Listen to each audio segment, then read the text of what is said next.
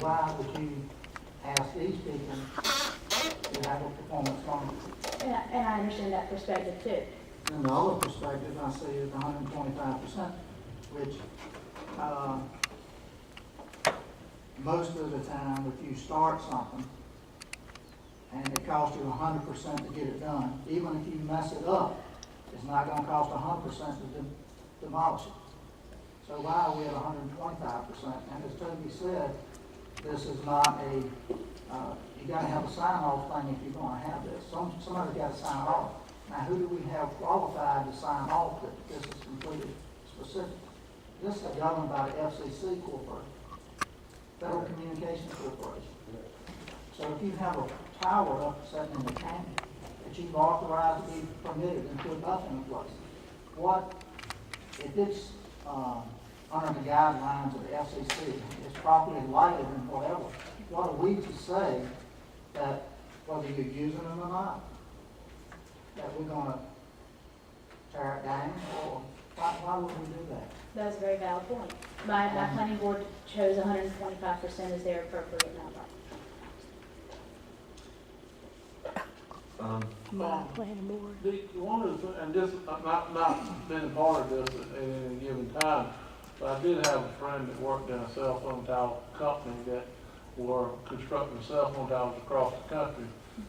In prefix of building cell phone towers and putting antennas on them, the company was, that they were building for went defunct and was bought out by another company, and they had about 30 cell phone towers sitting around the country in Oklahoma and Kansas that were never used, just sitting there, I reckon, big gear stands or whatever they might be used for. I think that was part of the idea, was to make sure that they got completed and used for something, not the destruction of it, take it down. I believe that was part of the idea. But one of the guys that I worked with, he did that, and he said they had like 30 cell phone towers that were built across Oklahoma and Kansas that were never used. They're just sitting there right today. And they were trying to get the company to make sure that they are used for something. And I think that was part of the idea behind it.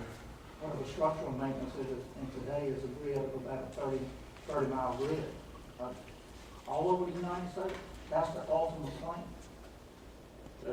There a lot of them were built thinking that they were going to, but the communications department changing and the type of communication, 30-mile grid might not be a good number for next year to make change, you know. But what is happening in our Wi-Fi network that we have today, with everyone walking around with a smartphone, and Apple smartphones are taking over the world.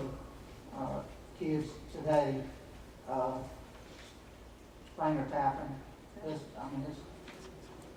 going, it's coming. Tom, you're on the planning board, you got any input on what the planning board was thinking about this when y'all talked about it? Yes, I have. Tom Sling did not vote for what we just talked about right now. I voted against it because it was a lot of information that was not privileged to us. Tom, you might come here too, so everybody here, we're trying to get this thing right. Chase, you got a wireless over there? He's got a wireless, just so we can get everything, get an idea how we're doing this. It was a lot of, good evening, I'm Thomas Langston. Is this on, sir? Yes, it's on. Tommy, walk out there so we can get you. Walk out here so you can run the camera if you don't mind. I don't mind the camera.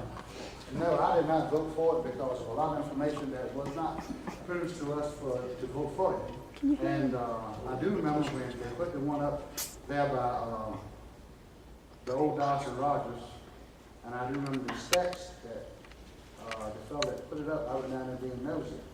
So I'm curious about what's going on in Gates County. And I thought that what we should have done in last month's meeting was left it alone because we didn't know enough about it to even talk about it. And nobody had any information on it. The one down at Highway 13, when you come across the line, that was another one.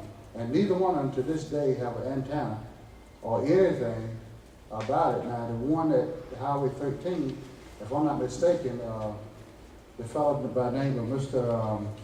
He used to be on the planning board. What's his name? Oh my God. The fellow right across the line on the left-hand side coming into northbound south. That's it. You call his name. What you say his name was? Lester. Yes. He's in charge of that, and he can tell us all about it. I did talk to him briefly about it, but there's a lot of unfinished things about that. And then also Mr. Edgar Mitchell, which is the inspector for the county, of anything coming in the county, we should have got him involved. That was another reason why I didn't go and get involved with this situation. And I thought the planning board went over their head and involved me with it, and we should have left it alone. Thank you.